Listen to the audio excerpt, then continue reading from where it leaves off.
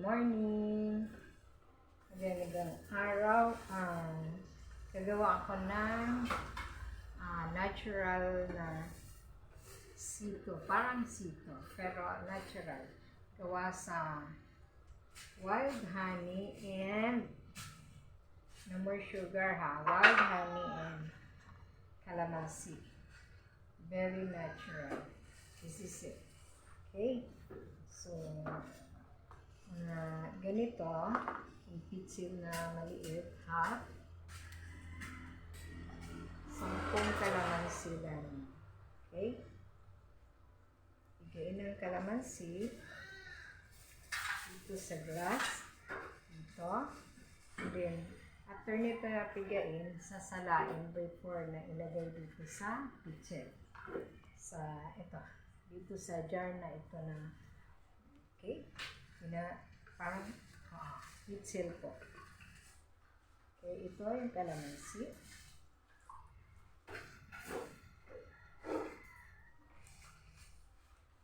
Fresh kalamansi in the backyard. Okay.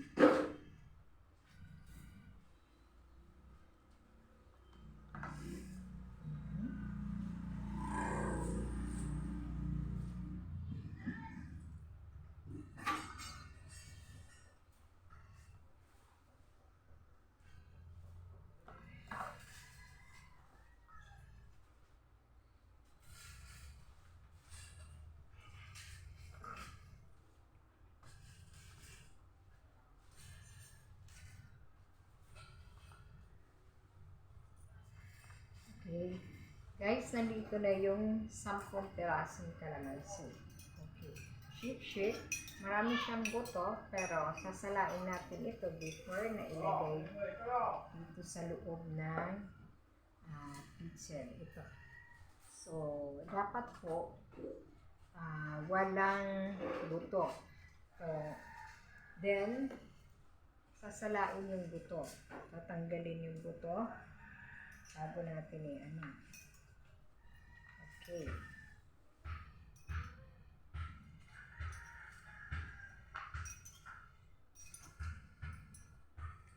Lalagyan natin ng wild honey.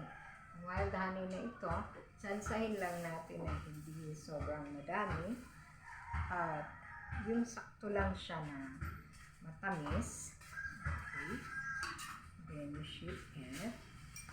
Tanggal lang buto nito. May natira pang konting buto, so tatanggalin talaga natin. Okay, ayan na siya. So, ang 10 kalamansi na ito, nilagay natin dito. May konting buto. Tanggalin dapat. Alright. Okay, and then ihalo na siya dito. Halo sa pitsil. Wow, ang dali. So, titikman natin kung matamis na siya or need pa na lagyan ng okay? So, yun. Ito na yung ginawa nating calamansi with natural honey. So, tikman natin.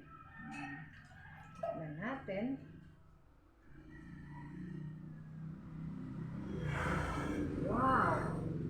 Sobrang sarap. Ito po talaga.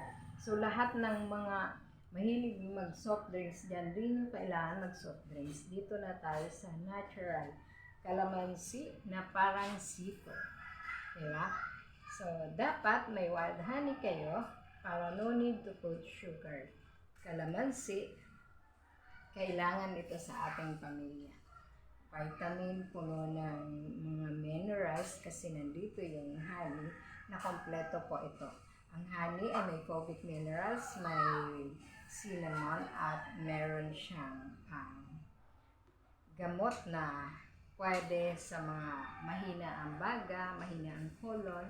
So, try nyo sa inyong bahay itong sito natural, walang halong tubigan. Thank you!